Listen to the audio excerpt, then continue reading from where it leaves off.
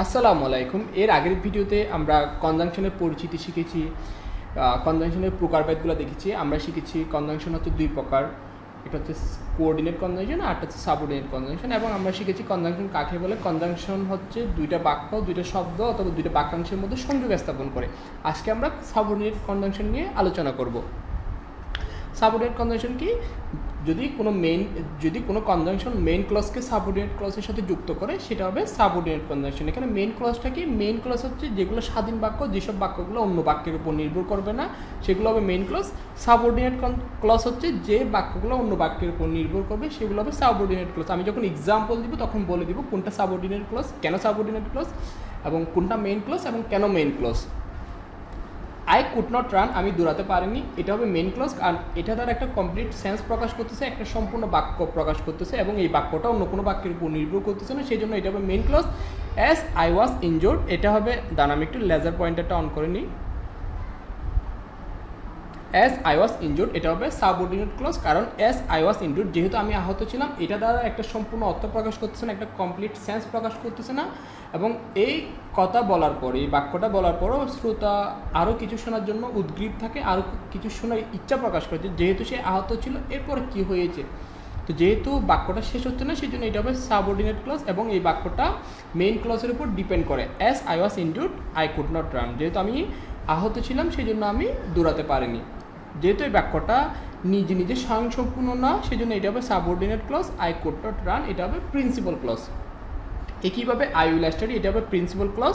If you help me এটা হবে subordinate clause, কারণ ইফ ইউ হেল্প মি এই বাক্যটা দ্বারা একটা কমপ্লিট সেন্স প্রকাশ করতেছে না, একটা সম্পূর্ণ অর্থ প্রকাশ পাচ্ছে না, সেজন্য ইফ ইউ হেল্প মি হবে subordinate clause, I will study হবে প্রিন্সিপাল ক্লজ। এখানে ইফ কেন সাবঅর্ডিনেট কনজাংশন? কারণ একটা সাবঅর্ডিনেট ক্লজকে, ইফ ইউ হেল্প মি এই ক্লজকে প্রিন্সিপাল ক্লজের সাথে সে যুক্ত করতেছে, সেই জন্য ইফ এখানে কি ক্লজ, ইফ এখানে সাবঅর্ডিনেট কনজাংশন, ক্লজ না, ইফ এখানে সাবঅর্ডিনেট কনজাংশন। একইভাবে হি টকড হবে principal clause, as if he knew everything, as if হবে কি সাবঅর্ডিনেট কনজাংশন। হি টকড সে এমনভাবে কথা বলে যেন সে সব কিছুই জানে।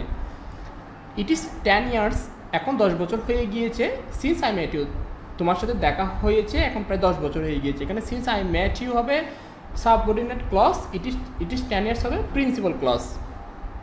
অলদো হি ইজ পোর, যদিও সে গরিব, হি ইজ অনেস্ট, এখানে হি ইজ অনেস্ট হবে প্রিন্সিপাল ক্লজ।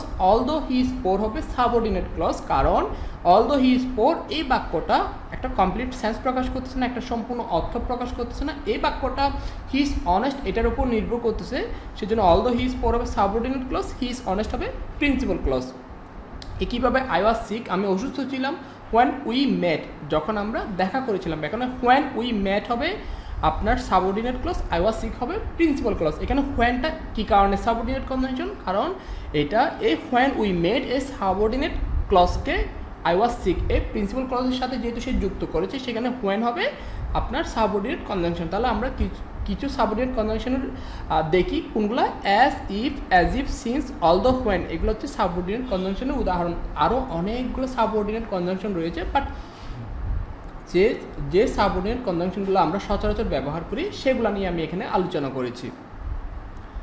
সবাইকে অসংখ্য ধন্যবাদ এতক্ষণ সাথে থাকার জন্য। আমরা শেষ 1 মিনিটের মধ্যে যা যা শিখেছি সেটাকে একটু রিক্যাপ করি।